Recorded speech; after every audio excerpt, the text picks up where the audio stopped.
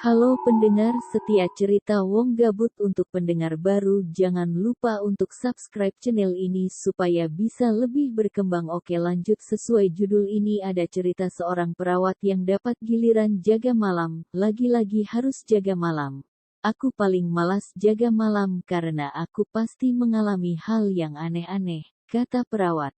Entah karena aku yang terlalu sensitif atau mereka yang memang suka denganku.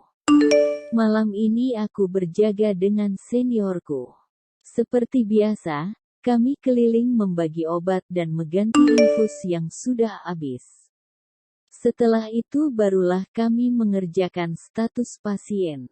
Karena terlalu penat, aku pun melepas kacamataku dan menaruhnya di tengah-tengah laci kecil di atas meja. Saat aku memijat-mijat kepalaku sambil ngobrol dengan seniorku, tiba-tiba aku melihat kacamataku berputar terbalik dan jatuh begitu saja.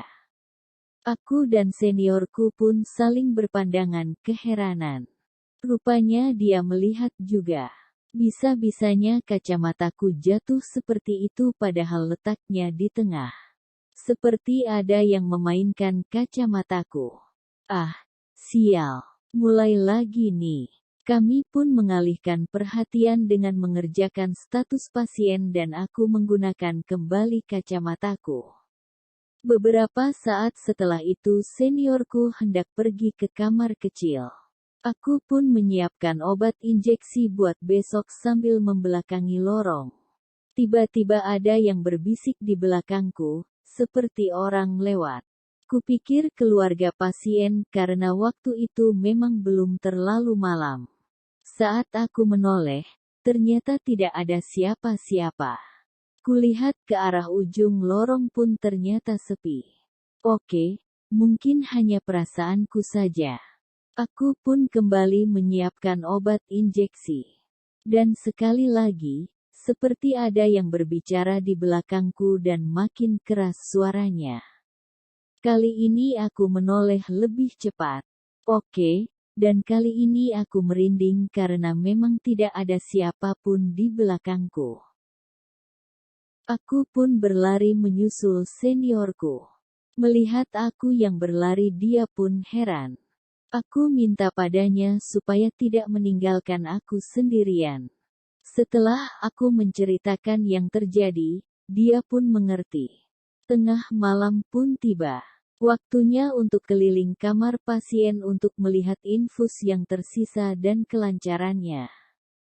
Sendirian tentunya. Seniorku masih sibuk mengerjakan status pasien. Masuk kamar pertama, aku merinding. Oke, kamar gelap, pasien dan keluarganya sudah tertidur, dan acara TV, dunia lain, dengan suara yang tidak pelan. Dem, dem. Dem. Aku pun cepat-cepat keluar dari kamar itu setelah mengecek infusnya. Entah memang lagi apes atau sedang dikerjai. 6 kamar pasien kelolaan malam itu, semua keadaannya sama. Gelap, semua tertidur lelap, dan TV menyala. Dem. Semuanya dunia lain. Ingin kulempar saja rasanya TV itu. Saat aku akan keluar dari kamar terakhir, aku terpaku sesaat. Tubuhku jadi kaku, bulu kudukku berdiri.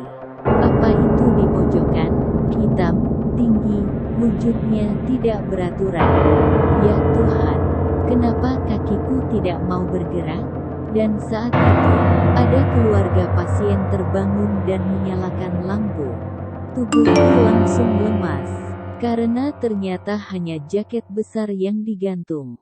Kukira aku akan mati karena jantungku nyaris copot. Rupanya keluarga pasien yang terbangun itu pun terkejut melihat sosok yang berdiri di tengah kamar, dan itu aku. Mata yang menatap begitu tajam setelah berbincang sejenak dengan keluarga pasien, menenangkan diri sambil menahan malu dan meminta maaf, aku pun keluar. Aku membantu seniorku untuk mengerjakan status pasien. Baru saja duduk dan pegang satu status, sudah tidak enak lagi perasaanku. Hao, Aku melihat dari ekor mataku, dari arah kamar 501, tepat di samping ruang perawat. Ada yang mengamatiku. Aku berusaha cuek, dengan harapan akan segera hilang. Tapi terus-terusan seperti itu. Antara penasaran dan takut, aku pun menoleh. Dan benar saja, sepasang mata yang mengerikan itu memang sedang menatapku. Aku tidak tahu harus berbuat apa. Memanggil seniorku yang duduk di belakangku saja aku tak sanggup. Tiba-tiba ada yang memanggilku. Suster. Keterkejutanku membuatku bisa bergerak kembali dan sepasang mata itu hilang begitu saja. Rupanya yang memanggilku seorang security yang sedang keliling. Dan dia mengatakan untuk duduk membelakangi kamar itu, seperti seniorku. Rupanya dia melihat apa yang kulihat. Hal yang kuinginkan saat ini adalah pagi segera datang. Serem ya. Saya saja merinding mendengarkannya. Apa kalian juga merinding? Tulis di kolom komentar ya. Jangan lupa untuk subscribe. See you next time.